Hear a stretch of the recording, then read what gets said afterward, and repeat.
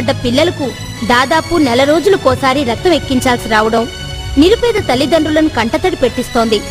అయితే ఈ వ్యాధి బారిన పడ్డ వందలాది మంది పిల్లలను ఒక్కచోట చేర్చి వారికి వైద్యం చేస్తూ తల్లిదండ్రులకు ఓదార్పునిస్తోంది హైదరాబాద్ పాతబస్తీలోని thalassaemia and sickle cell society. మన రాష్ట్రంలో దాదాపు 1200 మంది ఈ వ్యాధితో బాధపడుతున్నారు. ఒక్కసారి తలసేమియా వ్యాధి శరీరంలో వచ్చిందంటే 2 వారాలకో 3 వారాలకో ఒకసారి రక్తం ఎక్కించుకుంటే తప్ప పరిష్కారం లేని వ్యాధి. అలా ఎన్నేళ్లంటే ఎవ్వరూ చెప్పలేని పరిస్థితి. కళ్ల ముందే బిడ్డలు కఠినమైన పరిస్థితిని ఎదుర్కొంటుంటే కనికరం లేదని భగవంతుని తిట్టుకోవాలా, లేక విధి పరిస్థితి ఇంతే అని తనలో తానే నిందించుకోవాలా? పాపం కన్న పాశాన్ని తెంచుకోలేక ఆ వ్యాధికి చికిత్స చేయించుకునే శక్తి లేక వాళ్లలో వాళ్లే ఎంత కుమిలిపోతున్నారో.